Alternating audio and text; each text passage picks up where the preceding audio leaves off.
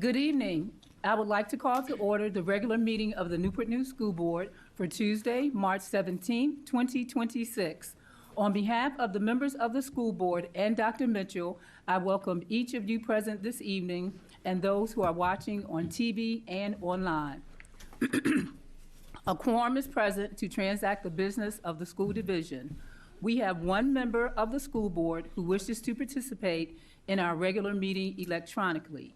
As indicated in Board Policy BEE, electronic participation in meetings from remote location, the board member must make such request, cite the reason for remote attendance, and the board must approve the request by majority vote of the members present. School board member Rashina Harris has made such a request. Mrs. Harris? Yes. Would you share with the board your request to participate in the meeting electronically, please? Yes, I would like to request to participate virtually due to travel. Thank you, Mrs. Harris, for your request. What is the pleasure of the board? So moved. Second. It's moved and seconded that we accept the request. Are there any questions, comments? Ms. Buffalo, call the roll, please. Harris. Harris. 4.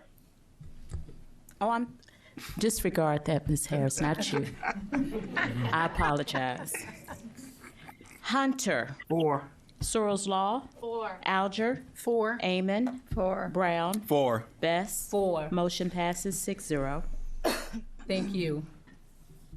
Thank you. And now I will call Ms. Kyla Leggett, our student representative to the school board, to introduce tonight's student guest for the invocation and pledge. Thank you, Chairman Dr. Best. We will begin tonight's meeting with the invocation and pledge to the flag. Here to do the honors are 2 students from Stony Run Elementary School, Anaya Camo, and who will be accompanied by her sister Naraya Camo, and Derek Oliver. First, Anaya will come forward and deliver the invocation. She will be followed by Derek, who will come forward and deliver the pledge. Anaya, will you please come forward and tell us a little bit about yourself before you get started?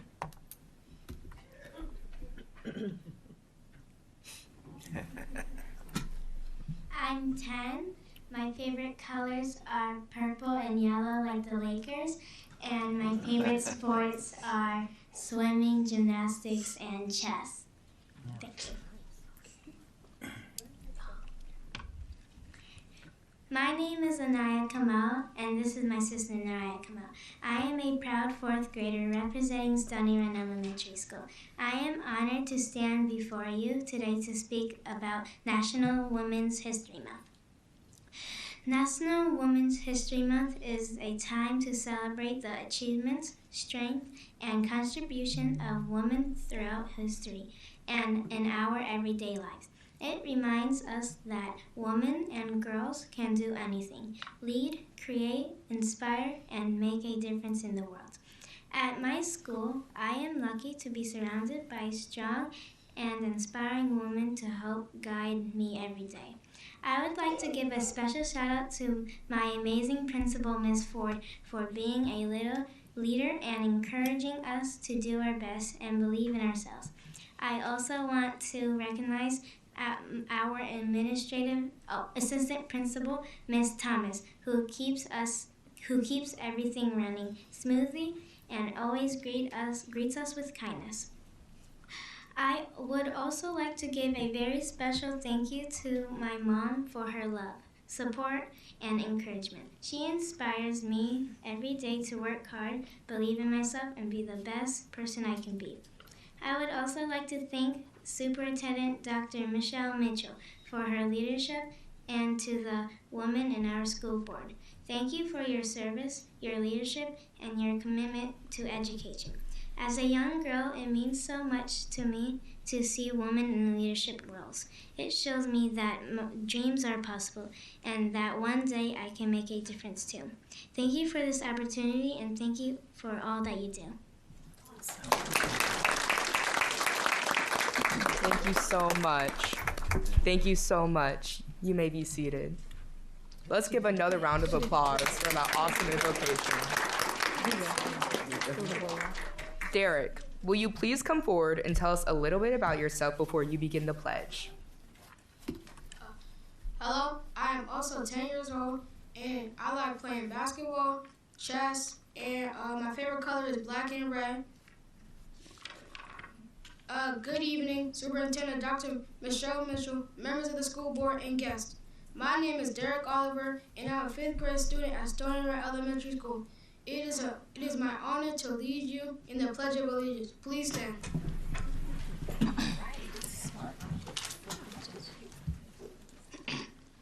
I pledge allegiance to the flag of the United States of America and to the republic for which it stands, one nation, under God, indivisible, with liberty and justice for all. Thank you. You may now be seated.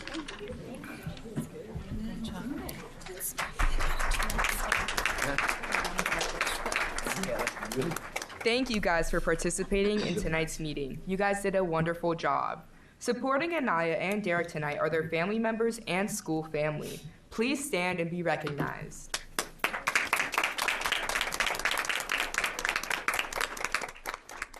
The board appreciates the encouragement you have given these students, and we thank you for bringing them to tonight's meeting. Yes, thank you. You were so inspiring. Thank you so very much. The next item on tonight's agenda is school board recognitions. Dr. Mitchell, please join me at the podium.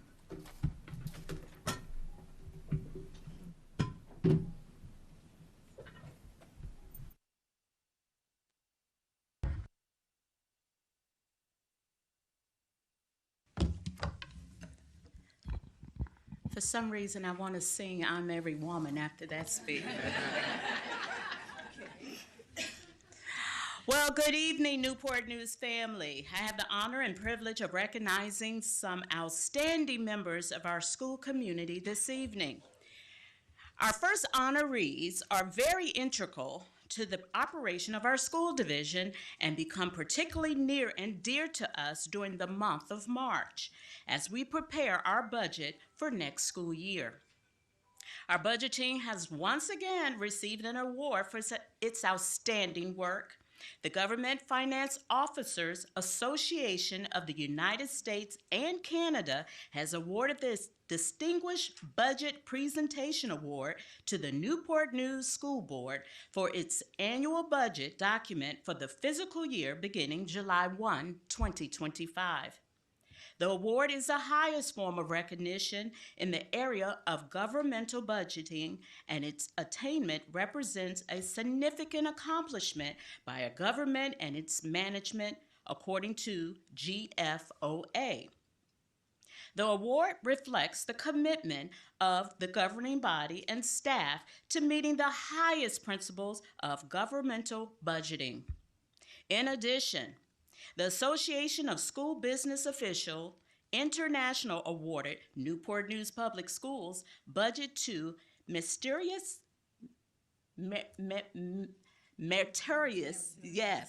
budget award. I've been practicing all week, y'all. To earn the ASBO award, NNPS staff preparing the budget document met the criteria of demonstrating skills in developing an effective budget presentation, compliance with clear budget presentation guidelines, a commitment to the community through a reader-friendly budget document, and adherence to nationally recognized budget presentation standards. Please come forward to accept your award.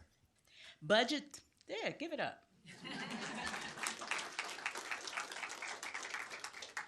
Budget Supervisor, Irene Cooper. Senior Budget Analyst, Erin Awesome Wills. She's not here, okay. Senior Budget Analyst, Leslie McLeese.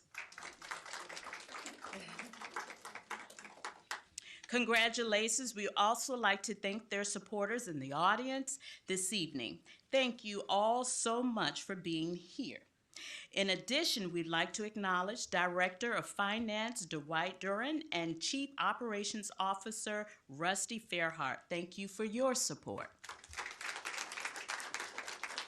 And now we'll take a photo.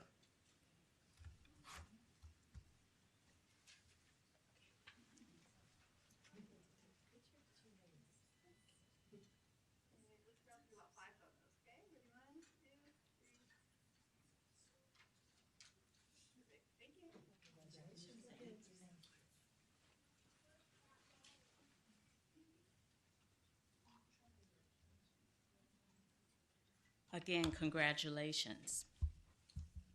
Our next honorees are regional and state champions for the Virginia High School League winter season.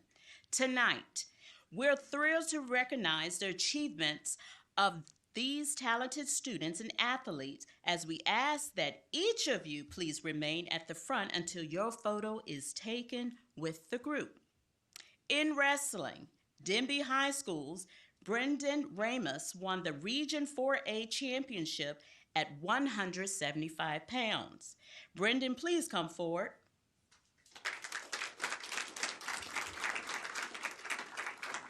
Is he here?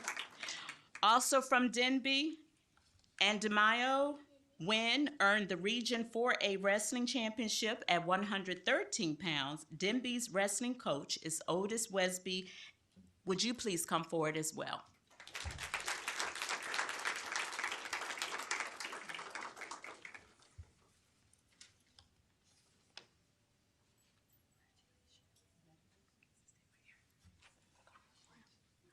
Woodside High School, Carmen McDaniel is the Region 5B Wrestling Champion at 157 pounds. Woodside's wrestling coach is Cameron Mix. Come on up. Congratulations to each of you. Just stay right up here with me. We would also like to thank their families and friends who may be with us this evening. If you would like, please stand. All right now. Thank you. Also, we acknowledge administrators, Denby Principal Dr. Adira Struthers. Wait. And assistant principals, Dr. James Jones and Lisa Eckhoff. Are you here? No. And athletic director, Marcus Johnson Williams. He's waving. Thank you. And Woodside principal, Dr. Mary Hardesty. I saw her. Assistant principals, Gracie Foley and Michael Bellamy. And athletic director, Eric Battle. If you are here, please wave. Again, thank you for your support. Now we're going to take a photo. Come on around.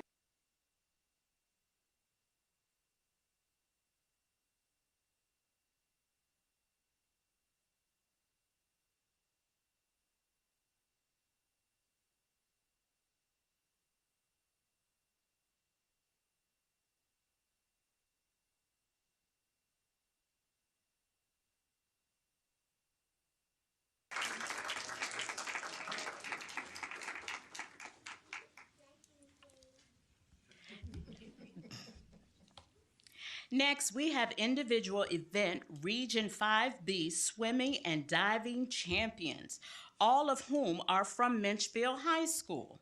Please join me in congratulating them as their names are called for them to please come forward. Jose McCauley for boys diving. The girls 200-meter medley relay team, Samantha Branshaw, Emma Westfall, Rylene Harris, and Sarah Cash. Come on up. I also want to share that Emily Westfall for girls 200-meter individual medley and Emma Westfall for girls 100-meter breaststroke. Wow. I'd like to say thank you to head coach Leslie Coates, assistant coach, I'm going to say this correctly, Savera Torcal, right? Dentu? Salvatore. Okay, assistant coach Darby Dentu. Come on up.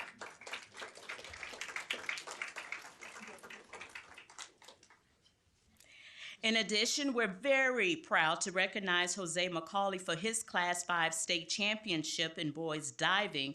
Jose won the title at the state meet on February 19th at Brittingham Middletown Community Center. He finished the first meter diving competition with a final score of 309.3 and a total of 20 points to take home his state medal. Congratulations.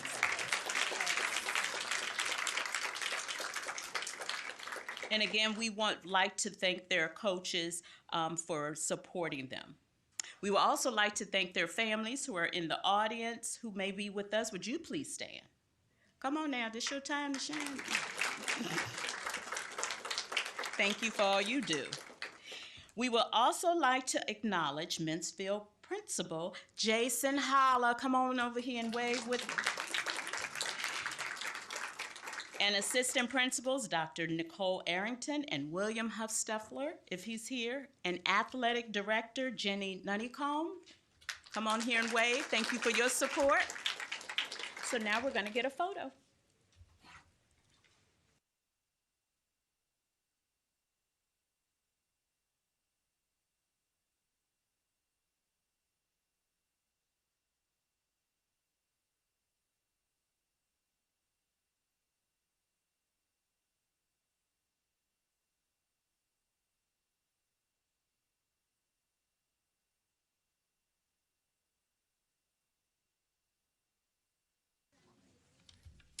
Next, we have individual event regional champions in indoor track.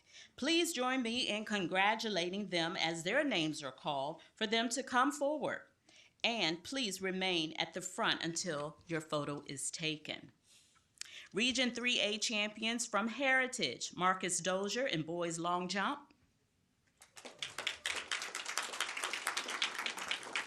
Marcus Dozier in high boys jump, and Marcus Dozier in boys triple jump. Okay.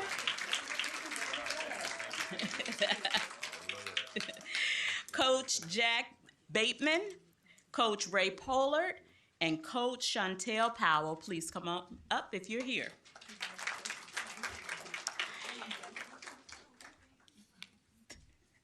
Region 5B champions from Warwick, Ariana Longston for girls 1,600 meters. Yeah, you got a couple more. Hold that applause. She was real busy. Ariana Longston for girls 3,200 meters. Nathan Cochran for boys 1,600 meters. Come on, Nathan. Nathan Cochran for boys 3,200 meters. Yes. Awesome job. Head coach, it's James Highsmith. Come on up. Congratulations. Assistant coach, Ron Bayton. Assistant coach, Brittany Day. Assistant coach, Jasmine Lott. Assistant coach, Dex Moore. And if they're not here, we still want to call their names because it's hard work. Yes. Good job. Region 5B champions from Woodside.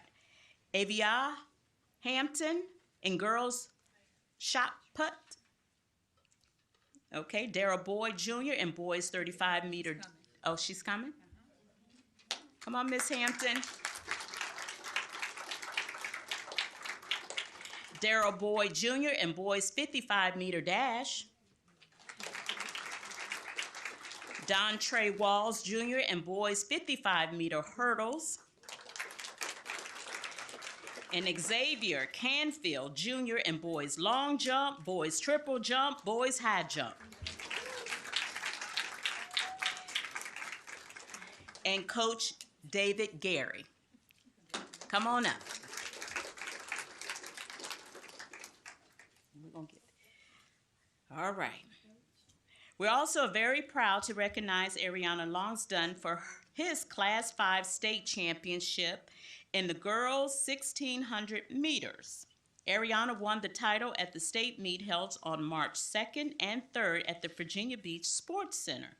She ran the 1,600 in a time of 5 minutes and 0.3 seconds. Congratulations, girl. Good job. We would also like to recognize her coaches, head coach James Highsmith, Coach Ron Bayton again, and Coach Brittany Day, Jasmine Lott, and Dex Moore. Congratulations. All right. And we have another state champion in indoor track. Please join me in congratulating Xavier Canfield Jr. I think he's already up here with us. Yeah, raise your hand.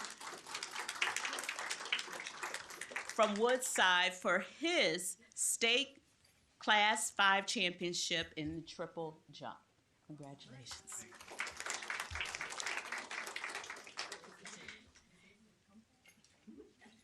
Xavier won the title at the state indoor track meet held on March 2nd and 3rd at the Virginia Beach Sports Center. His winning triple jump was a distance of 47 feet, 11.75 inches. I'm just trying to get a visual. Okay. Again, his coach is David Gary. Congratulations. Awesome, awesome, awesome.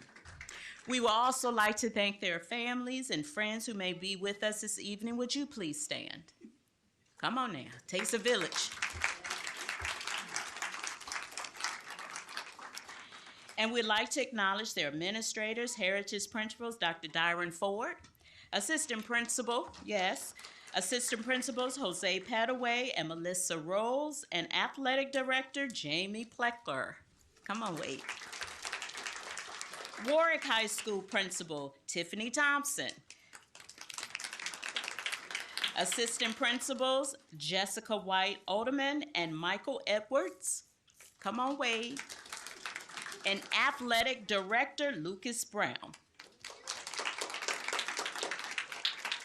Woodside Principal Dr. Mary Hardesty.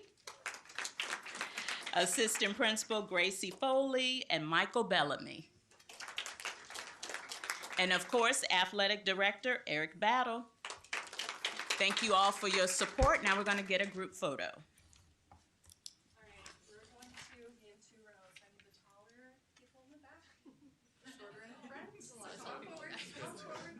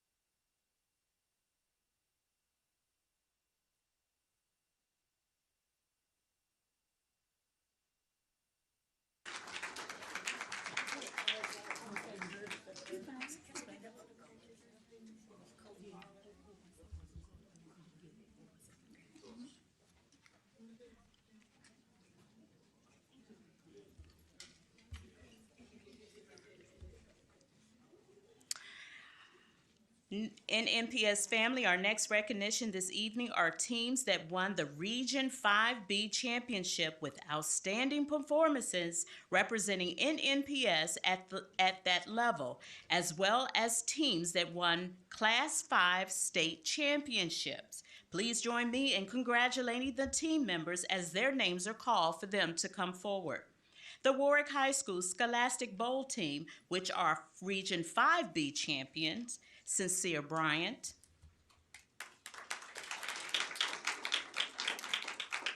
Leonard Boltman Prock, Les, Randolph Cabell, Andrew Cochran, Nathan Cochran, Esther Leonard, Gabrielle Schurler, and Naomi Scott. Their sponsor is Gotham Pre-Kumar.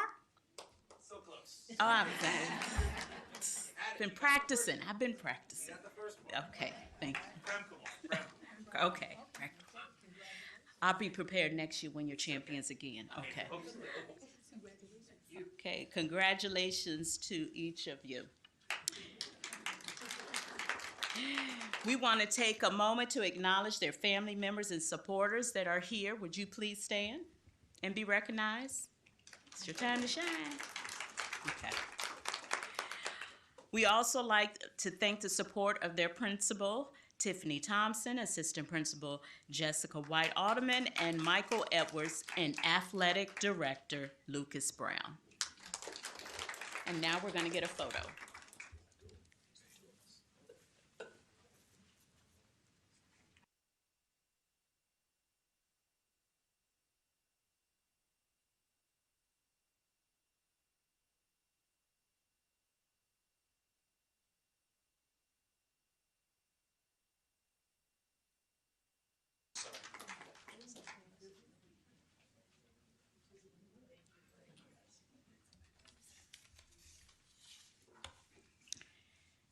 The Warwick High School debate team that won the Region 5B debate championship.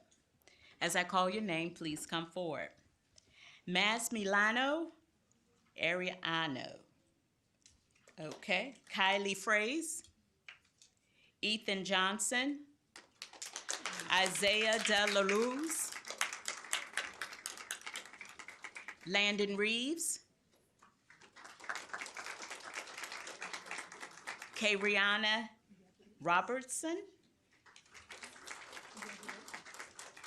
Carlos Belmonte, and Coach Juliana Mortimer Schultz.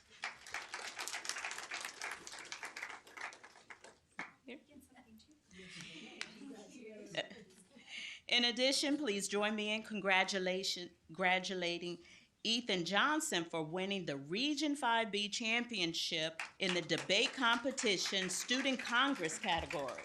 Okay. And we'll also recognize his coach, Juliana Mortimer Schultz. Let me say thank you again, and congratulations to each of you. We do want to take a moment to acknowledge their family members and friends that are in the audience. Would you please stand?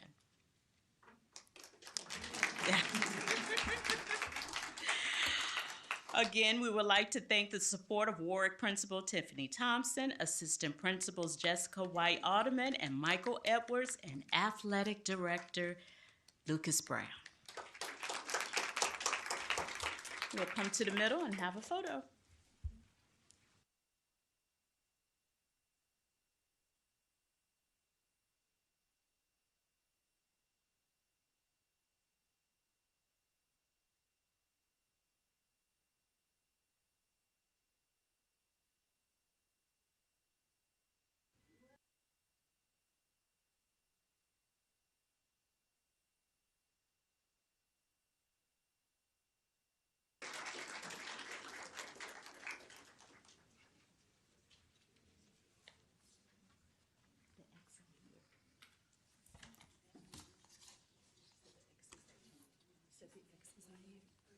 Yeah, I believe so.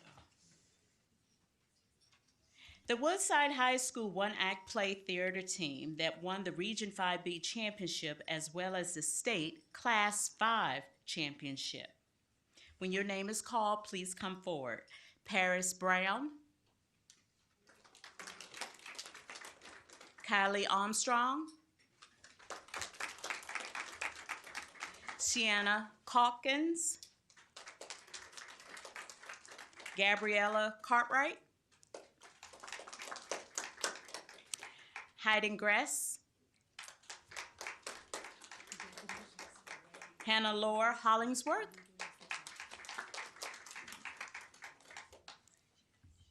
Abia Maxfield,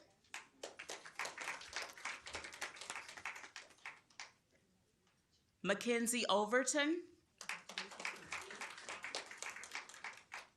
Amani Prince,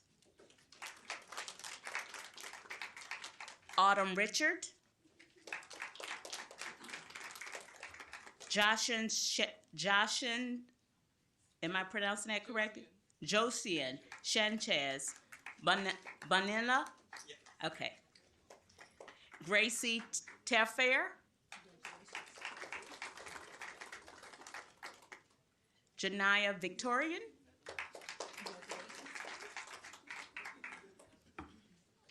Am I missing any other students? Okay. All right. Do we have Isabella Coleman, Lisbeth Espera,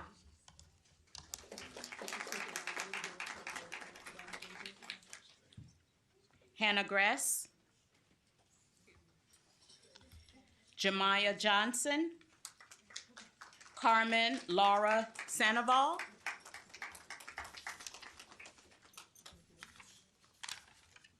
I called Mackenzie Overton, Amani Prince, Autumn Richard, Chloe Ross, Brooke Royal,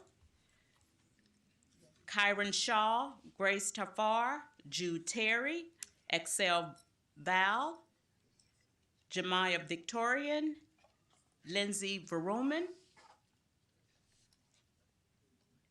Eli Wells. Am I missing anyone? Yeah, I'm get the coaches. Yeah.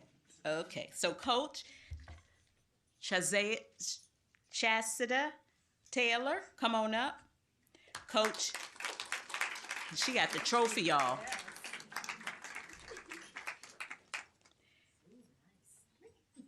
Coach Kay Wright. She has the trophy as well. Woodside Arts and Communications Magnet Program Director, Amy Inslee. Come on up.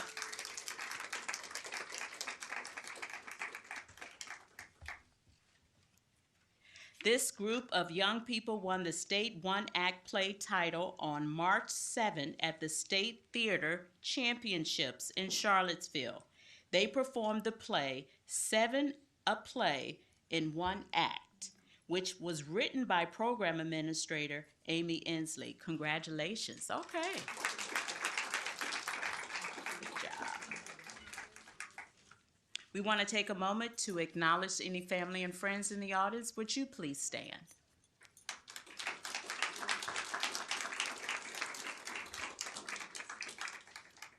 We want to continue to say, and we can express enough the thanks that we have to our school principal, Dr. Mary Hardesty. Again, thank you. Thank you. Assistant Principal Gracie Foley and Michael Bellamy, and Athletic Director Eric Battle for all your support. All right, we're gonna come together in the middle and let's get a picture.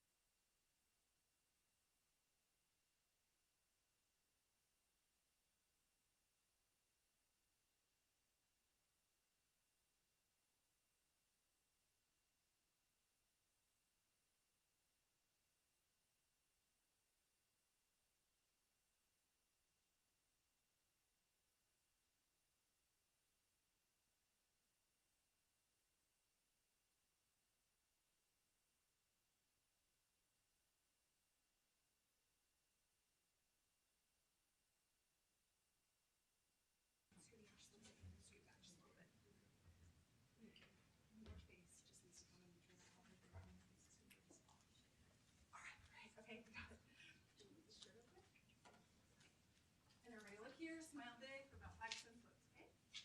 Ready? 1, 2, 3.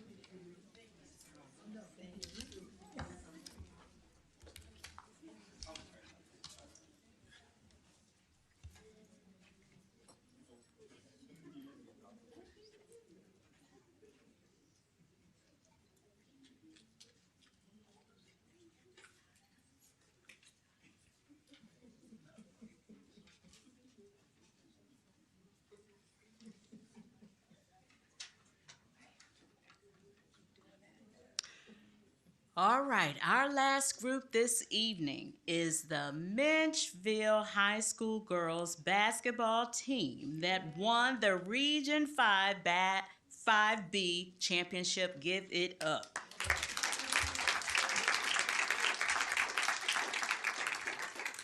When I call your name, please come forward. Kendall Bagwell, Eamon Beard, McKinley Davis, Cameron Eccleston, Tanaya Henson, Jordan Holder, Damani Hyman, Kuyara Jones, Madeline Leach, Nevaeh Reed, Jaden Rhodes, and Olivia Rivera.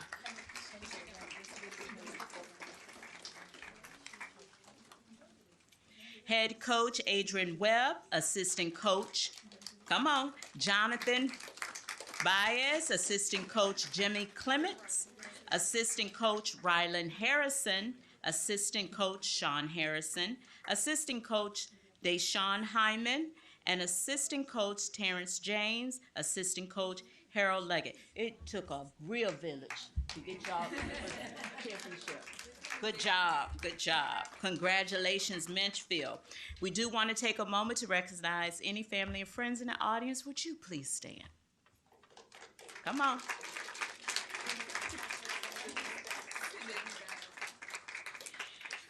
Also, a big thank you to Menchville Principal Jason Holla. Come on, wave. And assistant principals Dr. Nicole Arrington and William Husteffler, and athletic director Jenny Nunnicombe for all their support. Good job. Now we're going to come to the middle and get a photo.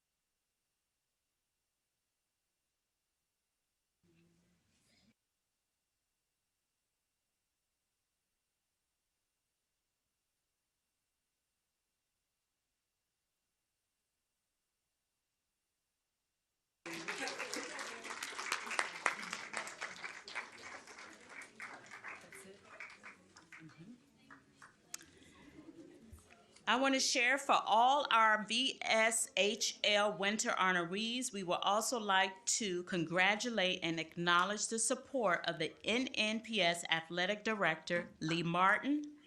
Lee, come and wave to us for all that you do each day to support their success. Thank you. At this time, we're going to take a short break so that our presenters and guests and their families may have an opportunity to leave, but you may stay if you wish to do so. You certainly are welcome to stay. So we'll stand in recess, a brief recess at this time. Thank you.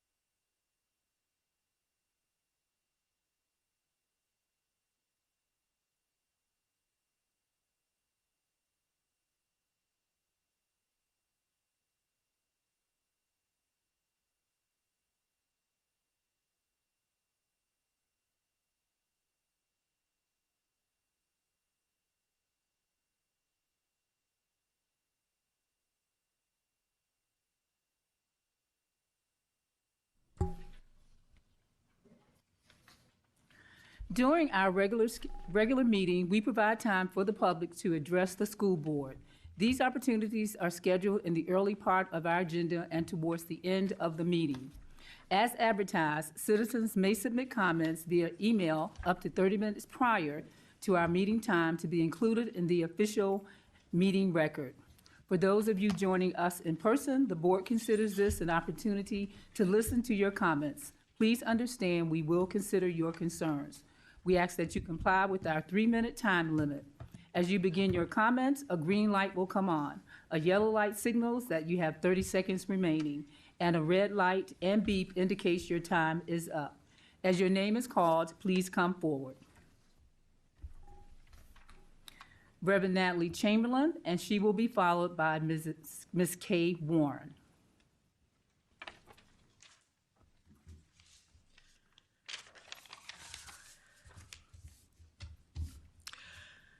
Good evening, School Board, Dr. Mitchell. I'm Reverend Natalie Chamberlain, part of a broad coalition of citizens who have been attending these meetings for more than 2 years now. We see no sign that you intend to change policy JBP, but the welfare of the LGBTQIA community is vitally important to us, so I keep asking. You're likely aware that a number of states have passed and are implementing anti-trans legislation. Medical care is being withheld, driver's licenses are being revoked, living as trans is becoming illegal. All of this not only makes living more difficult and mental health less stable, it's costing lives. These things are not happening in Virginia at the moment, but every time another law is considered, the message to our trans siblings is that they are not valued. The trans students and staff in Newport News School Division are hearing these messages just as loudly as those in Kansas, Florida, or any other state. You have the chance to assure them that they are safe here. 5 of you have voiced support for trans students, but you have still refused to act. The assurance of support is empty without action. The New Testament has something to say about empty words. You may not practice my faith tradition, but the words show wisdom nonetheless. James, the 2nd chapter, says, "What good is it, my brothers and sisters, if you say you have faith but do not have works? Can faith save you? If a brother or sister is naked and lacks daily food, and one of you says to them, 'Go in peace, keep warm and eat your fill,' and yet do not supply their bodily needs, what is the good of that?" So faith by itself, if it has no works, is dead. Professions of care are just as dead without action. If you meant what you said about supporting the LGBTQIA community, and especially those under your care, it's time to do something. Change policy JBP. Thank you, Ms. Kay Warren, and she will be followed by Ms. Jackie Batterson. Good evening, members of the school board. Dr. Mitchell, how you doing? Quick, I want to tell you thank you. I spoke 2 years ago with some concerns I had, and right away you sent someone to my classroom, spoke with me, and a lot of my concerns were addressed and completed. So I want to tell you in person, thank you. I'm not going to look at this time. It's going to make me nervous. Okay, and if I go a little bit over, just spare me a little bit of time because this is important. The concerns I want to address tonight are clean classrooms and clean working conditions. Over the years, I've managed to tolerate working in unclean classrooms. I've learned to tolerate half-clean classrooms. I've learned to tolerate days where my trash cans were empty, but my floors were not swept. I've managed to tolerate where my floors were swept, but my rugs wasn't vacuumed. I've learned to tolerate having floors not swept or mopped, trash cans not empty, followed by having floors caked up with residuals of accumulated dirt. But members of the school board, I cannot tolerate it anymore. I cannot tolerate it anymore. A clean classroom is not a privilege, it is a right. My students have a right to work in a clean environment. My partner have a right to teach in a clean classroom. I have a right to teach in a clean classroom. My email did get across to Susan Boyd, and I really have to give and commend her because she stepped in right away. I'm not sure how she got a hold of my email along with pictures, but she stepped in right away and she started making changes, and I appreciate that. However, I have no faith in it because over the years, and even with change of staff, we fall right back into the same habits. Trash cans not being emptied, floors not being mopped, rugs not being vacuumed. And I'm always given excuses, such as, we don't have any staff. We don't have help. Oh, there was no sub. Or, well, you had a sub, but because it was a sub, they didn't know the layout of the school building, so your room didn't get clean, even though you were sent a sub to clean your classroom. I can go on with a list of excuses, but I don't think I would like to share them on this microphone. So all that I can say is, with every bone and breath in my body, I want to continue to advocate for better working conditions and clean classrooms. Because again, we deserve a right to work in clean classrooms. And if I may say just real quick, for any young women, young ladies that you're watching, you don't need a title to make a change. You don't need leadership to make a change. The only thing you need is your voice. And I just use my voice. And I hope my voice will make a change. Thank you. I didn't mean to point my pen. Thank you. Ms. Batterson will be followed by Ms. Ivana Jones. Ivana Jones. My name is Jackie Batterson, and I am a resident of Newport News and a Unitarian Universalist. I am here again asking that this board review the procedure JBP, which is supposed to correlate with the policy JB. This policy states that the school system will respect the dignity of all students. This procedure does not do that. In 2022-23, the former governor rolled back protections for transgender children in the state of Virginia.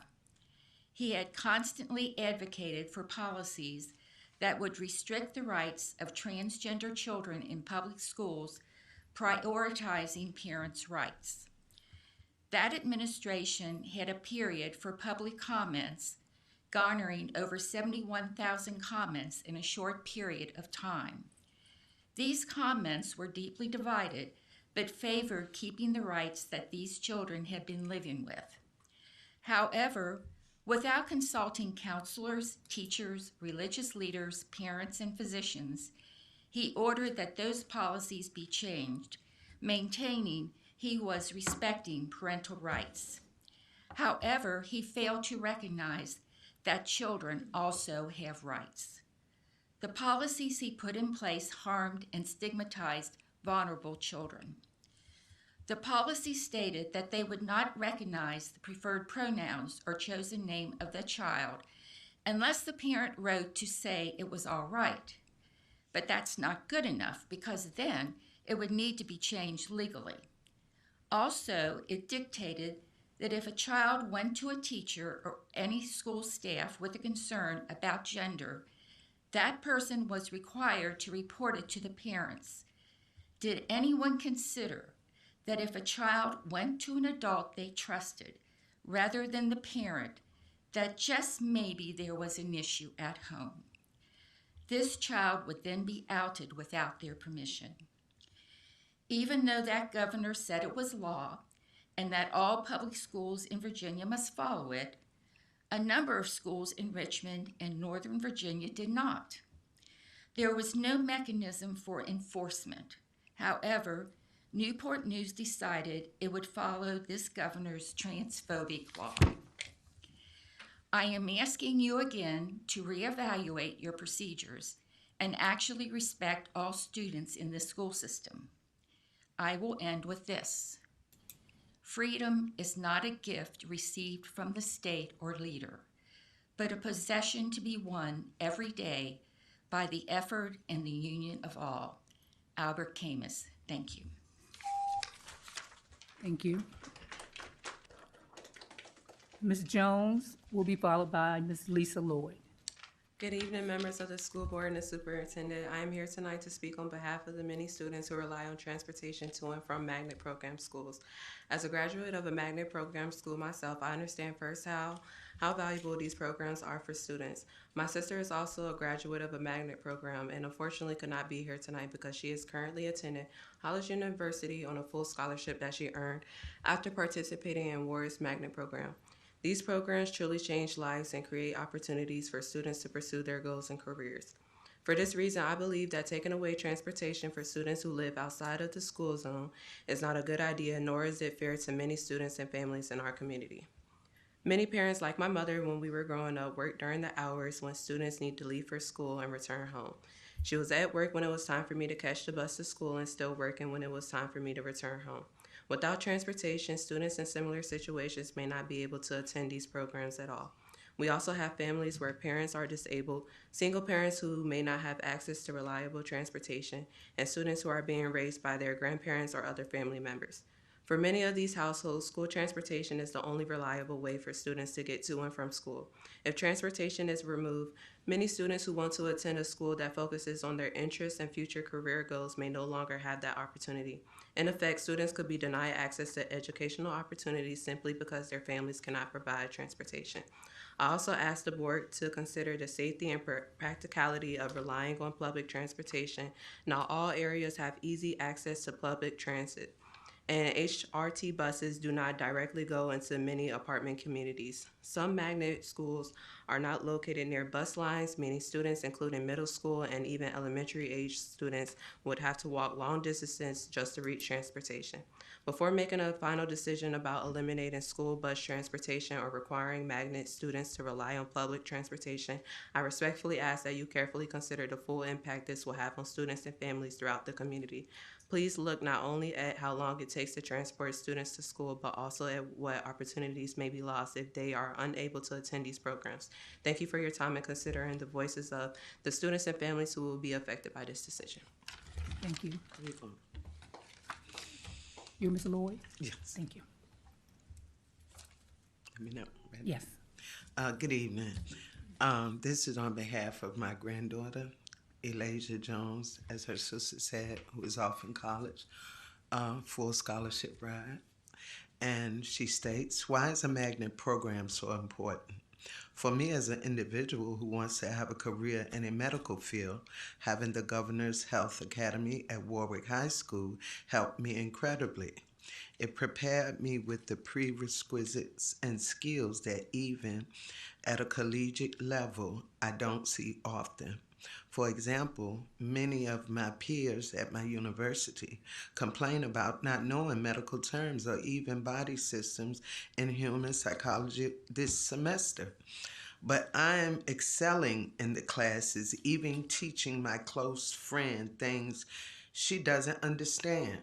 I went to a tutoring session with her, and as I was helping her understand it in a more fun way, the upperclassman tutor even suggested that I become a tutor after I finished the class. This wouldn't have been possible if our magnet program gave me prior knowledge. It also allows us to showcase our talent and what we are learning in the organization called Hosea. We compete with other schools around the state to see how well our teachers have prepared us in the medical field. As a school, we have had multiple people place top 3 in multiple events. This demonstrates that we are learning real-life skills and are more likely to succeed in relevant careers. Now, I didn't take this route, but multiple friends of mine ended high school as CNAs, certified nurses assistants, having lodged many hours with our closest hospital, Riverside. This again provides students with post-high school pathways early and gives them an edge of potentially being hired, as well as this shows dedication and overachievement. Without a magnet at schools, these achievements and building of life skills would be delayed, and that would further decline teens' readiness for life out of high school. Rather, it's art, medical, military, or STEM related, these all very much builds characters. Thank you for listening to me and hopefully understanding where past and future generations are coming from. Have a great day. And I also want to add is that these children are our future, and they may be the ones that take care of us as we age. So let's just remember that we want the best for them because we may see them again. Thank you. Thank you. Next, Mr. Jonathan Carter will be followed by Ms. Catherine Carter.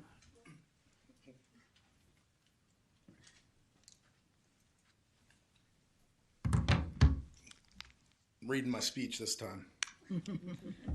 Good evening, members of the board, Commissioner Dr. Best. My name is Jonathan Carter, here again tonight to speak on behalf of maintaining the elementary magnet school program in its current structure and plead to you to just leave it alone. We're wasting money even evaluating it. I keep seeing awards given to magnet graduates, magnet instructors. You're making my argument easy for me. I also was given my son's proxy again tonight to ban homework forever, citywide. He's disappointed you didn't listen last time, so. Moving on, engagement, public engagement. It's more than a metric. We're here, you're hearing us. It's a core value, reflects how we show up for one another. Connect with our community, stay focused on our mission, equitable education for our children.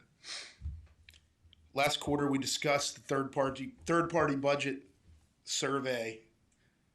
How do we ensure we have the best tools to turn the survey feedback into meaningful action? Our NNPS policy provides guidance for a cross-functional team representing the best interests for the school system. A team consisting of members of the community, the school system, and board members. I'm formally volunteering to participate in the team. It is critical to my child, along with many others, to leave the elementary magnet program and its transportation intact. Again, a consulting firm cannot measure the impact of the elementary magnet program, no matter the cost. You can only measure the impact of the magnet program by canceling it. Then and only then can the impact be measured once it's too late. How will the findings of the consulting firm be shared? Are line items going to be redacted? Are the constituents going to receive 100% full transparency? Will the constituents have input into the actions taken from the findings? As you all know, the timing of these meetings are inconvenient to all families enrolled in elementary magnet. It's hard enough to get through the day with a rock star wife to share the workload of the family with. What are single mothers doing? They can't get here. I assure you, they want to be here. Public engagement, it's all over social media. Everybody wants the elementary magnet program. They want transportation to be left alone. I'm sure you all don't have the answers to these questions tonight. However, you and I know without a doubt, the attendance of this room doesn't reflect accurately the desire for this program to stay in place. Thank you all for your time. I'm looking forward to working with you in the future to enact meaningful change to the students and the community. Thank you for your time. Thank you. And Ms. Carter will be followed by Ms. Mary Voss. Hi. My name is Katie Wilcox-Carter, and I'm the parent of a third grader in the magnet program at Hilton Elementary School. I'm a graduate of NNPS myself, the daughter of a retired Newport News Public Schools teacher, and a local family law attorney. I spoke last month in support of magnet programs. My husband just spoke, and I'm here again to do the same. And I think more today than a request for information or a persuasive argument on my part, I'd like to ask questions that I hope will eventually be answered. I understand that it was back in October that the original update to the community was first shared that provided some proposals about how to modify transportation and change zoning. I had no idea that that was happening at all at that point. I didn't hear anything until a PTA meeting at my child's school and kind of heard that through the grapevine, which was what prompted my husband and I to attend the meeting last month for the first time. So I still feel like information is lacking and that many parents and interested community members who would otherwise want to be involved aren't entering the conversation just because they don't know exactly what's happening or how to get the information.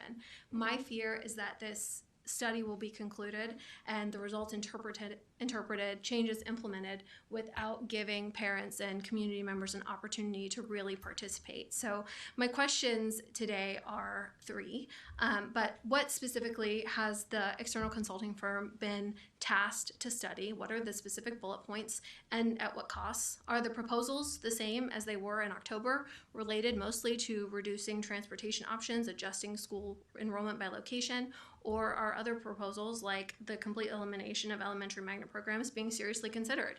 It's hard to know exactly what's on the chopping block at this point. What number of students and families in both magnet and non-magnet programs would be impacted by these changes, and how will we solicit feedback? Will there be school-based informational meetings, community roundtables, a social media outreach program? Not everyone can attend a school board meeting. Even fewer are comfortable standing up and addressing a school board. I'm highly motivated and fairly comfortable with public speaking, and I still feel like my access to information is not what it should be to be the most effective advocate I could possibly be for the program. I hope the board will answer these questions not just for my sake, but for the sake of all the students and the community members and interested parents who would otherwise want to be involved, improve access to relevant information, and create opportunities for parents, whether or not they're able to attend a school board meeting or to speak before the board, can have their say about what's happening before it's too late. Thank you for your time. Thank you. Ms. Ball.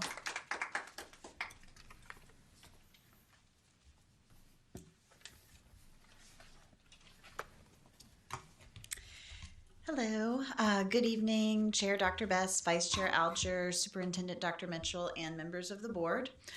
Tonight I'm speaking on the proposed NNPS budget. Thank you to NNPS for proposing a 3% salary increase above the 2% recommended in the governor's budget, and for recommending that increase for teachers and staff. That sends an important message that we are all in this together. As you know, staffing challenges in Virginia's public schools extend beyond teachers to include bus drivers, teacher assistants, school counselors, nutrition workers, and more. The proposed NNPS budget is based on the governor's budget proposal, but the General Assembly's proposed budget is more generous, and the final conference budget between the governor and the General Assembly has not yet been determined. Unlike the governor's budget, both the House and Senate include funding for a $1,500 one-time bonus for all standards of quality funded teachers and staff. The NNPS proposed budget includes a $1,000 increase to starting salaries for teachers and associate teachers. That is important for recruitment, but we must also prioritize retention of current employees. Increasing starting salaries can help get people in the door, but retention incentives can help keep our schools running now amidst employee shortages. Retention bonuses are one way to keep the experienced employees we already have. Mid-career and veteran staff are often the most likely to leave due to workload, burnout, and better paying opportunities. These are the employees who are already trained, effective, and deeply invested in our schools. Retention bonuses give them a clear and immediate reason to stay. Retaining experienced staff is more valuable than replacing staff. Turnover creates real cost. Training new hires, reduced effectiveness in their early years, and added strain on remaining staff who must step in to mentor and support. Turnover also negatively impacts school culture and student outcomes. Rising health insurance costs make retention bonuses even more important. Thank you to the school division for absorbing the full cost of health insurance increases in the FY 2024, 2025, and 2026 budgets. This proposed FY 2027 budget includes a $1.7 million increase in health insurance costs, which is, something we're seeing nationwide. NNPS has absorbed the vast majority of the insurance increase at 88% for FY 2027, and we thank you very much for that. But employees will still see higher monthly premiums. Even modest increases add up, and retention bonuses can help offset that impact. So I encourage the board to prioritize retention bonuses if additional funding becomes available through the state budget, because at the end of the day, the success of our schools doesn't just depend on who we hire, it depends on who we keep. Also, please support protections and dignity for our vulnerable LGBTQ+ students by amending policy JBP, as others have spoken on earlier. Thank you for your time and consideration. Thank you. Thank you for your comments and thoughts this evening. We will now move on to Section 3, the consent agenda, which includes 3.01 minutes from the work session February 17th, 2026, 3.02 minutes from the regular meeting February 17th, 2026, 3.03 financial reports, including the revenue and expense reports for February 26, child nutrition reports, 3.04 the personnel report, 3.05 budget transfer. At this time, can we have a motion to approve the consent agenda? I move to approve the consent agenda as presented. Second. It's been moved and second to approve the consent agenda as presented. Any questions? Madam Chair, just one question on item 3.05. Is it safe to assume that because that item that's budget transfer, is it safe to assume because that item doesn't have a document there that there was no budget transfers for? It's there.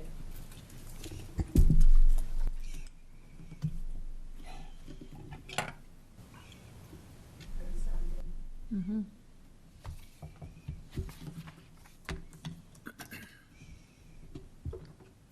There's just not an attachment.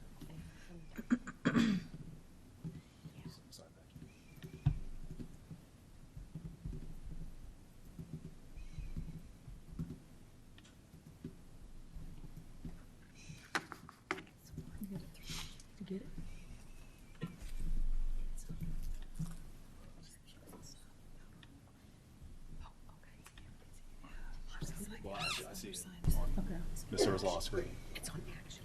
Okay, all right, we're good? Yeah. Okay. Any other questions? Ms. Buffalo, call the roll, please. Ms. Harris. Hunter. 4. Searles Law. 4. Alger. 4. Amon. 4. Brown. 4. Best. 4. Motion passes 7-0. Thank you. We will now move to Section 4, action items. 4.01, the proposed FY27 operating budget. Dr. Mitchell. Thank you very much, Madam Chair. As you know, 2 Tuesdays in a row, we had the opportunity to engage with Mr. Rusty Fairhart and take a look at the proposed budget. Tonight, we are coming to you asking for your approval for the superintendent's proposed FY 2027 budget, operating budget. Do I have a motion to approve the 2027 operating budget? I move to approve the FY27 proposed budget in the amount of $460,875,026. Second. It's been moved and second to approve the budget. Any questions? I believe we have a statement to be read from Regina Harris. I'm sorry, go ahead, Ms. Harris. I, Regina Harris, a member of the Newport News School Board, do hereby declare pursuant to 2.2-3112B1 and 2.2-3115H of the Virginia State and Local Government Conflict of Interest Act that the school board meeting of March 17, 2026 1, the school board will consider adopting its fiscal year 2027 operating budget, the transaction. 2, in part, the transaction involves approving the allocation of funding to be received by the City of Newport News for school board operating purposes, and the entire fiscal year 2027 operating budget will be sent to the Newport News City Council for its approval. 3, I have a personal interest in the transaction by virtue of my marriage to Councilman Marcellus L. Harris III, who is a member of the Newport News City Council. 4, I am a member of a group of 3 or more persons, the members of which are affected by the transaction. And 5, pursuant to 2.23112B1 and 2.2-3115H of the Virginia State and Local Government Conflict of Interest Act, I am able to participate in the transactions fairly, objectively, and in the public interest. There should be a signed copy there present. Thank you, Ms. Harris. At this time, do we have any questions or comments regarding the motion? Just make a question/comment that we are voting this month because it's Virginia law that we have to vote Correct. in this month of March, but we are going to need to vote again because the General Assembly has not passed a budget. So because the General Assembly has not passed a budget, that is why we'll need to vote again. And so I just want to make that comment so that the public and the viewing audience understands when we come back in April, when we vote again, we are, it's not a mistake on our part. Thank you, Mr. Brown. Anyone else? Comments, questions? Ms. Buffalo, call the roll, please. Ms. Harris? 4, Hunter? 4, Searles Law?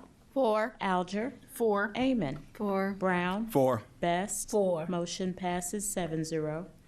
Thank you.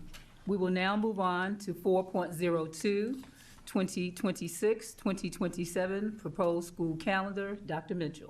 Thank you again, Madam Chair. Ms. Tracy Brooks presented to you the proposed 26-27 school calendar. Please keep in mind that Ms. Brooks meets with the committee. She receives input from the public through various means of media, but she also works with surrounding school districts and their calendar committee. We worked hard to include the input from our stakeholders, and at this time, we would ask that you approve the proposed 26-27 school year calendar. Thank you, Dr. Mitchell. Do I have a motion to approve the 26-27 proposed school calendar? I move to approve the 26-27 proposed school calendar. Second.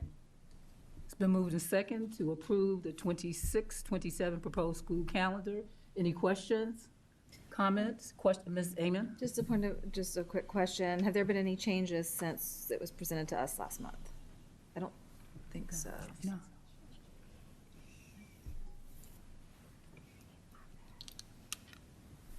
Thank you for your question. There was just one change in date in October. For parent conferences, we moved it to a week later based on input from staff and parents to allow more time for assessments to be included as a part of those conferences. Thank you. Thank you, Ms. Amon. Anyone else? Okay. Ms. Buffalo, call the roll, please. Harris? 4, Hunter? 4, Searles Law? 4, Alger? 4, Amon? 4, Brown? 4. Best? 4. Motion passes 7-0. Thank you. We will now move on to 4.03, school improvement grant applications. Dr. Mitchell. Thank you, Madam Chair. You've had the opportunity to review the school improvement grant applications that are for federally identified schools. We put together plans to support those schools. It is required by the state and federal government. So at this time, given the fact that you've had the opportunity to review those plans, we're asking that you would move to approve those plans so that we can then move them on and send them directly to the Virginia Department of Education. At this time, do we have a motion to approve 4.03 school improvement grant applications? I move to approve the school improvement grant applications as presented. Do we have a second? Second. It's been moved and second that we approve the school improvement grant applications. Any questions, comments? I just have a comment. It really is striking that Newport News Public Schools currently has 11 federally identified schools under the Every Student Succeeds Act, and it's a reduction from 19 last year. That's a 42% reduction. That is impressive. So we're moving in the absolute right direction. Thank you very much, Madam Ms. Searles Law, because our staff have worked really hard to make that happen. A lot of heavy lifting, and we appreciate the staff that have been involved in that. Thank you. Thank you. Any other comments, questions? Ms. Buffalo, call the roll, please. Harris. 4. Hunter. 4. Searles Law. 4. Alger. 4. Amon. 4. Brown. 4. Best. 4. Motion passes 7-0. Thank you. We will now move to Section 5, Reports and Information, 5.01, 2026 State of the College Update. Dr. Mitchell. Thank you. This evening, we welcome our partners from the Virginia Peninsula Community College, Miss Michelle Alexander, Stephen, I'm going to try to say it right, Stephen Felker, and Nakia Madre Smith. They are from the Virginia Peninsula Community College, and they are going to come forward to share with us tonight a State of the College update, and they're going to highlight some enrollment trends, workforce programs, as well as the continued growth opportunities for our students. So at this time, we'd ask you to come forward and share this information with us.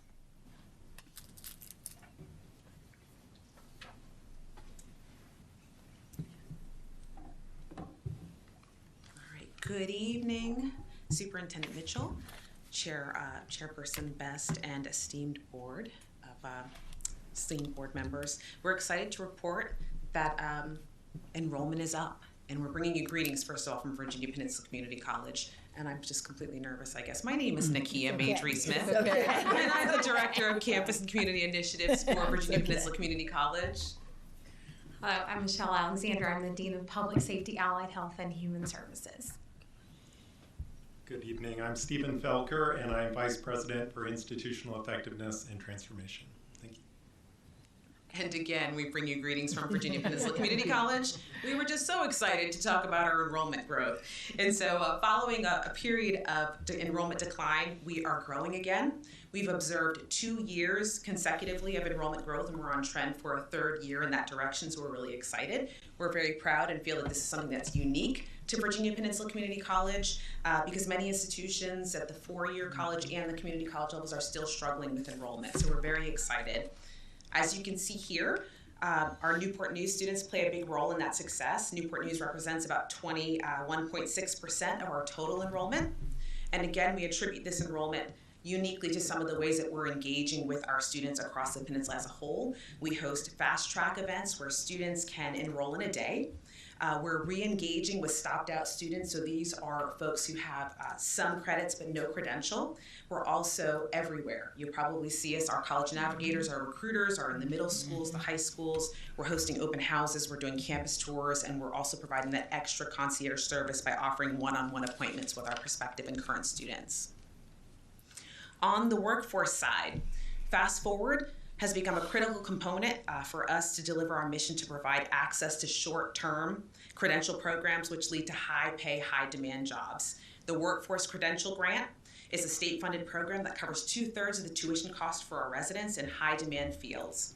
Residents pay 1/3 up front, and when they successfully complete that training, the remaining costs are covered. But with other forms of assistance, most of our students pay little to nothing or nothing at all, which is obviously our goal.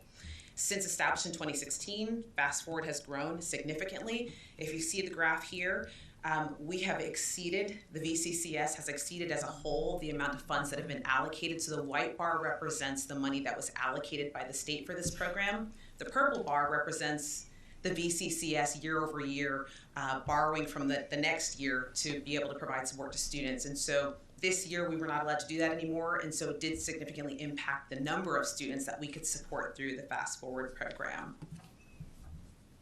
Some additional enrollment information. It's important to note that Fast Forward is not a 4-credit program. It's a workforce-based training program offered in high-demand areas such as allied healthcare, IT, HVAC, and welding. These program lengths typically range from 2 weeks to 6 months, and they're designed to get our residents to work quickly. This graph shows a snapshot. It shouldn't be too much of a surprise that our largest concentration of students are from Newport News, followed by Hampton and Williamsburg, James City County. We anticipate growth in each of these areas due largely to the relatively new opening of our Toano Trade Center in 2023, as well as our new Newport News Trade Center, which is opening later this month. So we're very excited. I hope you all will be joining us at the ribbon cutting. We continue to monitor the talent needs of the region, and we're responsive to those needs. For example, in the next year at our Newport News Trade Center, we'll be expanding our ability to offer maritime and constructions-related training programs by offering a new structural fitting pathway, as well as a construction lab. Again, we'll continue to monitor and offer and adapt as long as the funding is available. So another really exciting growth area for us is dual enrollment, and we certainly appreciate the partnerships that we have with our local K-12 schools in that enrollment trend. It has grown rapidly since 2021, and we expect growth to continue over the next several years, particularly with the passage of the CCRV and the opportunity for every high school now to offer the Uniform Certificate of General Education, which is 30 credits, and our Passport, which is 15 credits, and that legislation is, providing us the opportunity to do that. So this graph shows you our dual enrollment by a locality. I want to clarify that this is based on the address of the dual enrollment student. And so it's enrollment within the locality is highlighted in each of those areas. You can see that Newport News is a good portion of that graph, and we look forward to seeing that increase over the next few years, particularly with the offering of more of those Uniform Certificate of General Studies classes. Those out-of-service region students include students who take classes through the Virginia Space Grant Consortium, and also we have some students who take UMS classes out of Henrico County. But you can see the majority, obviously, of our dual enrollment classes are coming from our K-12 localities. And so this just highlights what we're seeing in dual enrollment for Newport News. Slightly down over the last couple of years, but again, we are excited about the partnerships that we are forming. We've had a lot of meetings lately with our dual enrollment partners and academic affairs, and we're very excited about these opportunities for offering more. Dual enrollment pathways are really important for students. It gives them that opportunity to get that exposure to college level work while not paying those college level prices, and being able to go into a college pathway getting a little bit of ahead. And so whether they decide to matriculate to us after they have graduated and finished their associate's degree, or move on to a four-year college, getting that dual enrollment is really important for them and gives them that opportunity to get ahead and have some expectation of what the next step in that pathway is for them. Retention and completion is also really important to us, and we are very excited to announce to you that even as we have seen enrollment growth, we are also seeing really important growth in our retention rates. As you know, that is another challenge for colleges across the country, particularly after the pandemic. It is challenging, particularly for community colleges, because students, our students experience unique barriers that get in the way of them being able to continue their college. So we're really excited to see that our fall to fall retention rate has increased by 5%. That means that when they start with us in the fall, the following year, they're still with us, and that's really important because that's typically over the summers where we see that stop out. We've also seen a 4% increase in degrees and certificates awarded, which is another really important metric for us, because just taking a few classes isn't necessarily getting our students ahead, but certainly completing that credential is helping them to get along to their next pathway. And then, of course, you heard previously from Nakia about the fast forward completers. We've seen a 19% increase in that. So that's good news, because students are coming to us and they're completing, which means that when they leave us, they have more opportunity for that next step.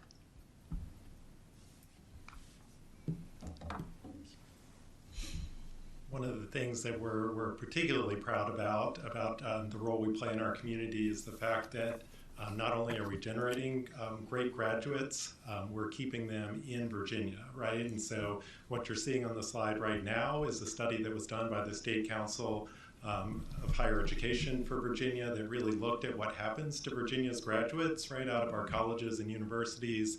And what they found is that graduates from the community college system, and Virginia Peninsula Community College included, are much more likely to stay in Virginia after they graduate, right? So those of us who've been in Hampton Roads for a while, we know that's an issue for us, right? And we really want to retain that talent here. So that's something that we really focus on and we're really proud of for our work.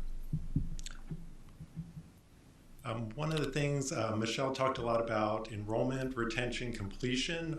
One of the shifting conversations with community colleges right now is this idea of Community College 3.0, where we kind of started with the access mission. We moved to, okay, we've done pretty well with access. How do we make students more successful while they're with us? And the Community College 3.0 concept is maybe we need to focus a little bit more on what happens to them after they leave us, right? And so one of the things that we've really started focusing on is postgraduate outcomes. And so you see on the slide here, really another metric that we track closely is what's happening to our students, how effectively are they getting jobs after they leave us. And we're really pleased with, regardless of the type of program, so we talked about short-term credentialing programs that can be a few weeks to our associate degrees at 2 years, we're seeing really good outcomes for our students there as well. One of the things that we're probably most excited about at the college is all of our facility improvements, new facilities coming online. Nakia stole my thunder a little bit with the Newport News Trade Center, but we've got a lot going on around facilities right now. And it's been a long time since the college had new facilities, and a long time, honestly, since the college had a dedicated presence in Newport News. So we're super excited about our new Early Childhood Development Center in Southeast Newport News, a partnership with Newport News, City of Newport News, and Peak Early Childhood Center that opened last January. We're super excited to be opening our new Newport News Trade Center. We hope some of you will be there next week on the 25th for the ribbon cutting for that ceremony.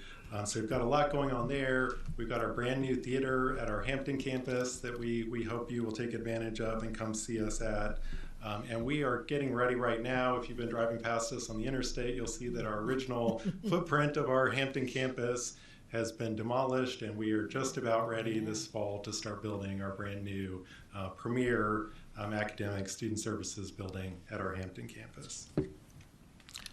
I'll close out before we certainly give you an opportunity for any questions you have for us. One of the things that really makes us pleased is hearing from our students and hearing that we're serving them well. I will share in full honesty that we did not always have glowing comments like this. We've done a lot of work. We get all kinds of feedback on student surveys and different things that we do, but we are really pleased with the progress we have made. We're really, we spent a lot of time investing in student spaces, student support services, and we really think it's paid off for our student experience. We have a brand new culture of care that we've really implemented across our campus that we feel like has had a lot of great impacts on our students and on our community. So we're really proud and looking forward to the future. So with that, we certainly welcome any questions that you all have for us. Okay. Kyla? Hi, I just want to thank you guys for your presentation today. I had a question that would be more in the future, but you guys include post-grad employment rates. Would it ever be possible to see what career fields your graduates are pursuing? Yes, that is something that we're working on ourselves as well. So we're actually working, one of the things we're really working on is how to tell our story and tell the story of our graduates more completely. And so we are working with some vendors that we think may be able to help us do that quite effectively. Thank you. Thank you. Any other questions? Mr. Brown?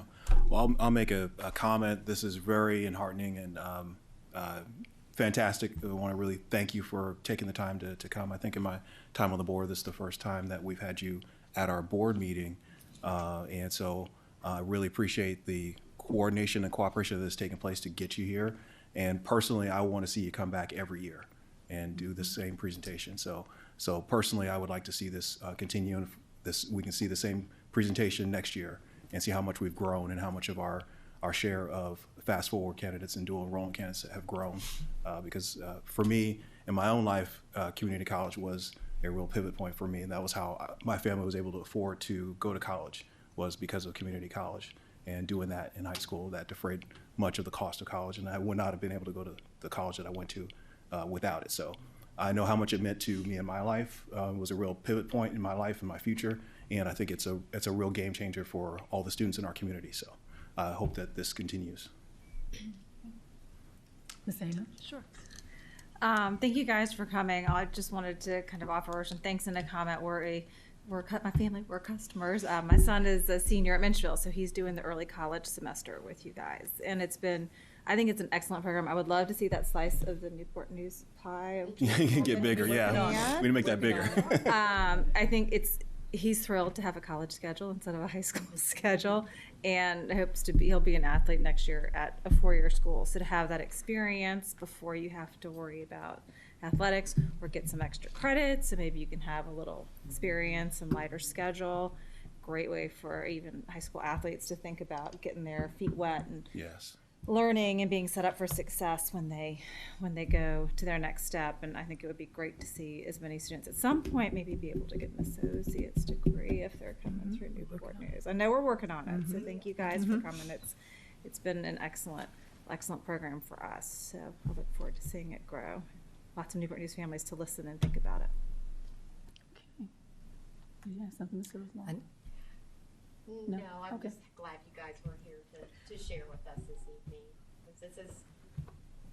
This is different than what we've had before. Your branding is definitely something that our students are going to recognize.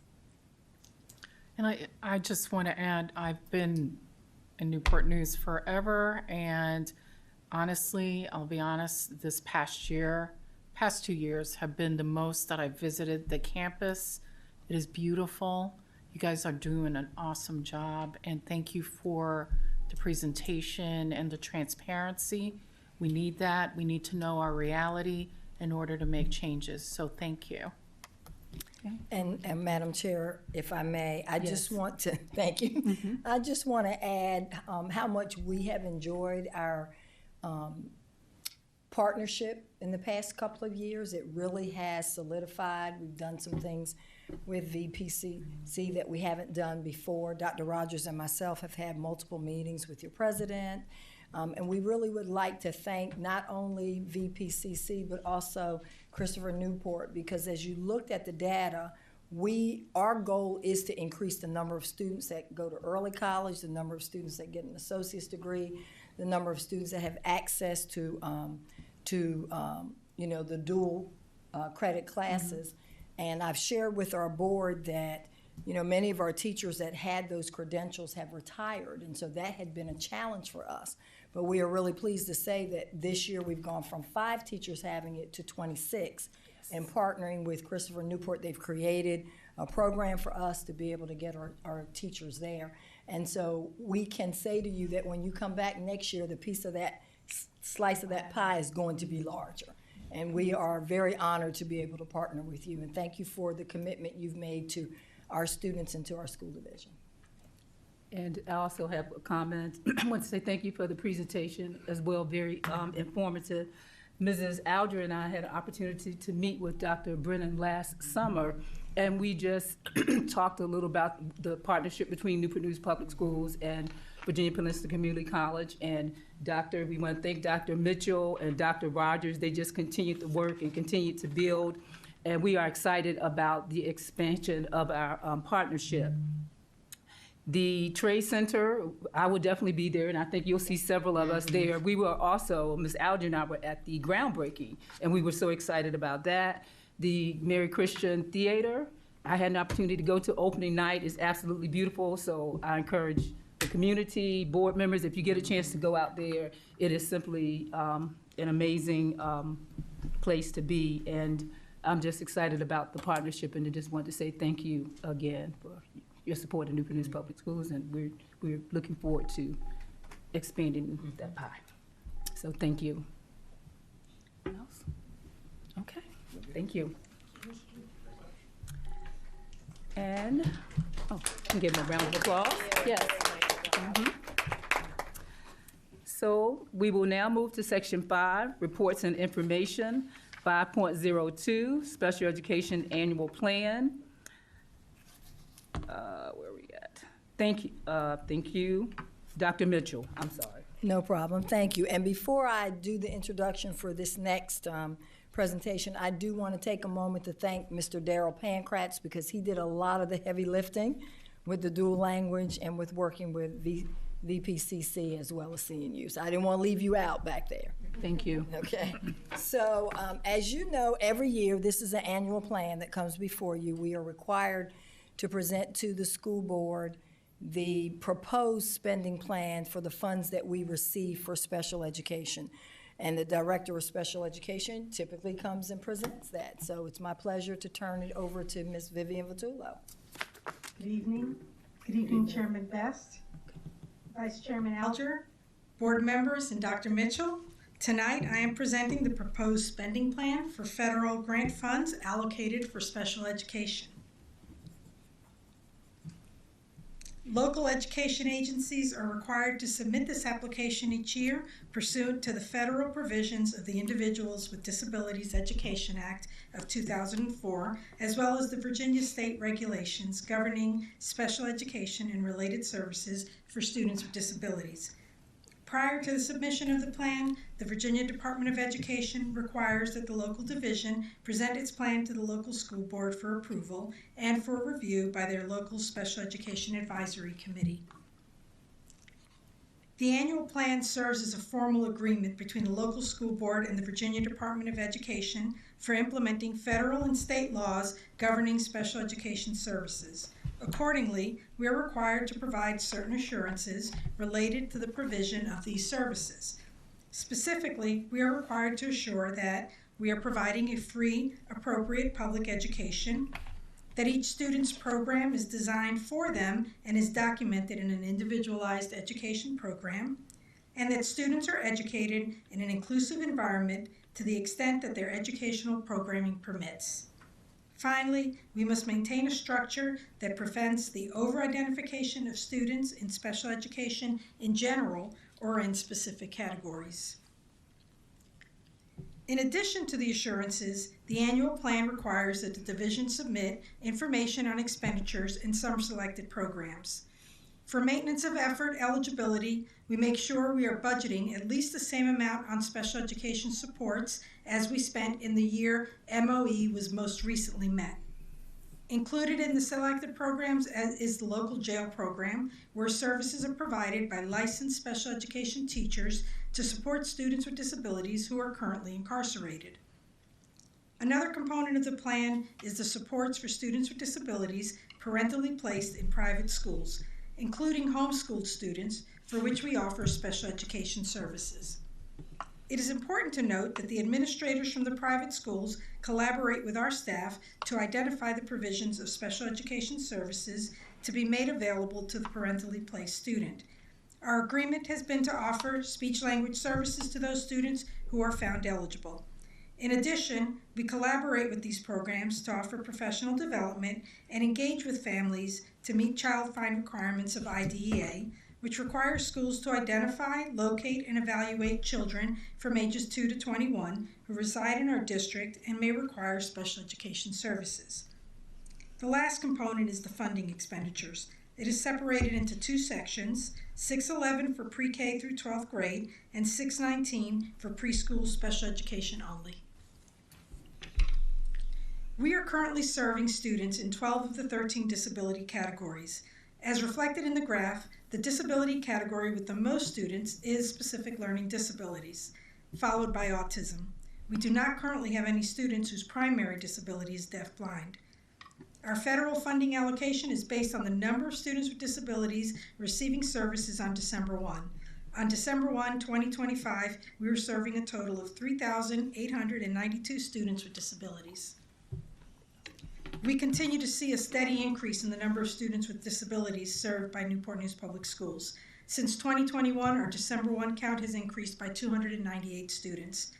As of February 28th, we are serving 3,994 students, which reflects an increase of 95 students since December 1. Notably, the number of students with autism continues to rise, with many of these students requiring more intensive supports, including classroom settings with smaller teacher-to-student ratios. Special education programs are supported by federal, state, and local funding. IDEA Part B are federal funds that provide financial assistance to school divisions serving students with disabilities. The Individuals with Disabilities Education Act 611 and 619 combined represent nearly $7.3 million of the overall funding. We are proposing to continue to utilize this funding for personnel, including a parent resource coordinator, which is required by the state, and extended school year services for those qualifying students. Approximately 121 positions are supported by these funds. I would like to close out the presentation by sharing some of the highlights from the Office of Special Education and Student Support Services during the 2025-2026 school year. Our professional development opportunities included in-person and on-demand options for all special education teachers and instructional assistants, in-person professional development focused on strengthening skills and the identification and implementation of specially designed instruction. Additionally, first and second year special education teachers participated in the New Teacher Institute, which includes multiple full-day sessions focused on building understanding of specially designed instruction and special education compliance. I also want to highlight our community partnerships. Through Project Search and in partnership with Centera and Fort Eustis, we continue to provide our students with authentic experiences to develop workplace skills. Interns participating in these programs boast a success rate of nearly 90% in gaining competitive employment upon completion of their internship. Our partnership with the Department of Aging and Rehabilitative Services enables us to provide our students with both virtual and in-person participation in their career exploration program, through which our students explore career interests, develop independent living skills, and complete a vocational assessment. The Special Education Training and Technical Assistance Center at the College of William & Mary partners with us to provide our staff with targeted professional development focused on specially designed instruction and supporting transition activities for students with disabilities. During the next board meeting on April 21, we will be seeking your approval of the proposed plan, and will submit it to the Virginia Department of Education no later than May 8th. This concludes my presentation, and at this time I'm happy to respond to your questions and note requests for additional information. Board members, questions? Ms. Amon? Thank you for the presentation. You mentioned increasing numbers of students with autism and or those with autism with more advanced needs. Just a couple, have there been changes or increases, reductions in other types of identified disabilities? And then when you talk, so that's one. And the second was when you talk about students that have, more significant needs than maybe you used to see, does that impact the funding that we receive, or is it sort of a flat rate based on number of students? So the funding is based on the student count on December 1. Okay. They do look at whether students are level 2 or level 1, which is the percentage of services that they need. But it's been pretty level funding over the last several years. And have we seen any other changes in the types of disabilities or increases or reductions? Primarily, our fastest growing disability category has been autism. I can get you specifics on the other that's fine. I just didn't know if there was specific learning disabilities developmental or anything. delays had started to increase, but that's been leveling off. But it is primarily the largest growing disability category. Thank you. Any other questions? Yeah, Ms. Alger? Yes, I have several questions. I'm just curious about how many are twice exceptional, how many are L students, and also within the preschool category. Also, I'd like to know in terms of how many classrooms in general, self-contained versus non-self-contained, such as inclusion settings or resource settings that we have. So if I can get, or we can get that information later. Yeah, I can get you that data for sure. Off the top of my head, I don't have the exact numbers, but I do have the data. I just have to compile it I can send it to you. And I just, out of curiosity, I know I read recently about with Department of Ed, the federal funds have been shifted. Now it's going to be overseen by the Department of, is it Labor? Yes, I believe so.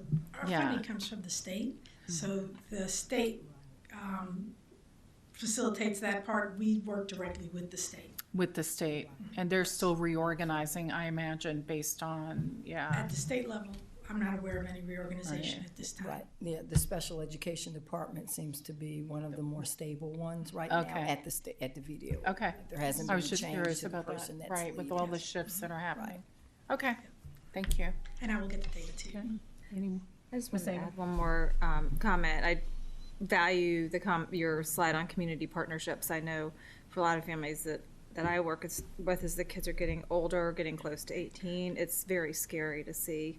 You've had so much support and so many services, and then where do you go? So the fact that we're doing our best to partner with other agencies, organizations that can help kind of create a framework for the next step for those students is wonderful. So I just want to I thank you. Oh, I'm sorry, I Ms. do have Harris. a question.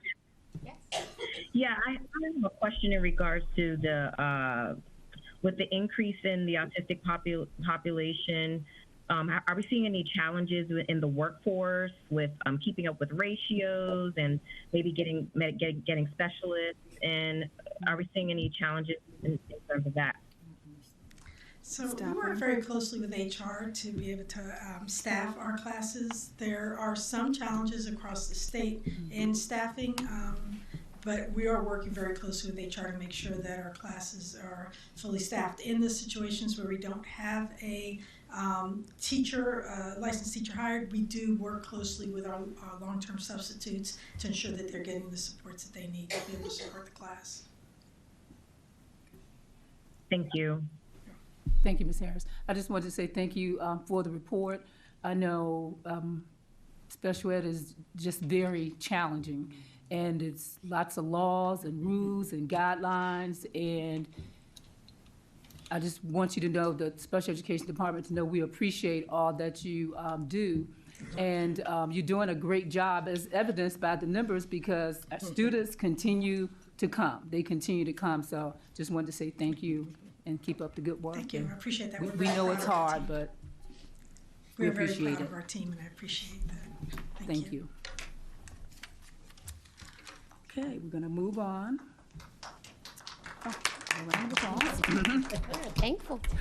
We'll now move on to 5.03, the attendance report. Board members, you have received a copy of this report. Are there any questions? 5.04, the membership report. Board members, you have received a copy of this report. Are there any questions? 5.05, construction report. Board members, you have received a copy of this report. Are there any questions? All right, hearing none, we'll move on to item 5.06, comments by the superintendent. Dr. Mitchell. Thank you, Madam Chair, and I promise I will be brief. I do want to acknowledge March as Women's History Month, and I just wanted to take a moment to acknowledge the contributions of women. But I think that Anaya, our student, said it much better than I did. So Anaya did a great job, and we just want to acknowledge all the women that have made a difference.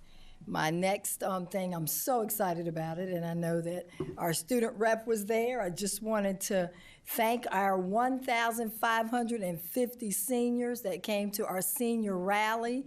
It was an amazing event. We had over 40 vendors that were there for our students, but we had a lot of fun, a lot of spirit, a lot of just celebrating our seniors who are at that milestone and just telling them just to finish strong. And Kyla, I think you might even say something about it later. I don't know, but it was a great time. And just to wind down on our calendar, we have several important dates. Friday, April the 2nd is a half day for our students with a teacher work day and planning time for our staff in the afternoon. And then, of course, we do have our spring break from April the 6th through April the 10th. All of our schools and offices will be closed. And then on April the 13th, our staff will return for a teacher work day. However, that still is a non-school day for children. So children will be home on April the 13th, and that concludes my remarks. Thank you, Dr. Mitchell. We'll now move on to item 6, another opportunity to hear from the public. Are there any cards? Thank you. We'll move on to matters by the school board, and we'll begin with our student representative. Thank you. The only comment I have for the senior rally is that Mitchell is the best and we want our spirit sticks. They did win the spirit stick. Yeah. So, but I do love Menchville, and I think our spirit was really showing at the senior rally, and it was just such a blast. So I want to thank Newport News for organizing that, and it really hypes our seniors up for graduation. I was mainly going to talk about last week. I had the privilege of going to Washington, D.C. for the United States Senate Youth Program. And I got to meet so many inspirational leaders from across the country. And I don't just mean in our government, I mean students. I got to meet 104 other delegates who have served their community in monumental ways. And I learned so much across the board. My favorite part of it was going to NASA. It was super cool. And then we went to the Air and Space Museum and we had dinner and we spoke with Mr. Charles Bolden, who's the former NASA administrator. And he made a law first. And the thing I took away from his speech, I took away 2 things from this program. The first thing I took away was don't let fear stop you from doing the hard things. Mm-hmm. He was afraid of flying. And then he became an astronaut. So let that sink in because he took the first step and it was difficult. America has been built on the difficult decisions our pioneers made. You, all in this crowd, have the unique opportunity to take the hard steps that set our future up for success. Every time I get up on this mic, I want you guys to know I'm scared. When I ran for this position through the Student Advisory Group on Education, when I gave my speech, my legs were visibly shaking, and that's a bit embarrassing. But I did it because it was hard, and I did it because it pushed me out of my comfort zone, and I now have the privilege to serve you all. And I wouldn't be here if I didn't push myself. So the first thing I want you guys to take away is that you need to push yourself in order to achieve success. And if you don't push yourself, you'll be stuck in the same place. The second thing I took away was, speaking of doing the hard things, we all need to go out and vote, people. And I say it's hard because voting is hard. Putting the time away to go out to the polls is hard. It's usually on Tuesdays. Nobody has a free Tuesday, that's not a day. And the times aren't good enough for Americans. And sometimes you're stuck between 2 difficult decisions where you're not that satisfied. And I urge you to go out and vote because I've heard a lot of things about the 2-party system while I was in DC and how it's not that beneficial to Americans. And if you believe that, then you should go and incentivize America to do something different. Write your representatives. Ask to pass a bill that doesn't incentivize a 2-party system. If you're not satisfied with your representatives, go out and vote. That is the most power you have as an American citizen. And it is something that might seem hard in the grand scheme of things, but it's something that you should go out and do because that is how you have true power, and every American has that power. So those are the 2 things I really want to touch on, and I thank you guys so much, and I want to thank our community specifically because without you guys, I wouldn't have had the privilege of going to this program. And I'm very blessed to be a Newport News student, and I'm very proud of that. Thank you guys.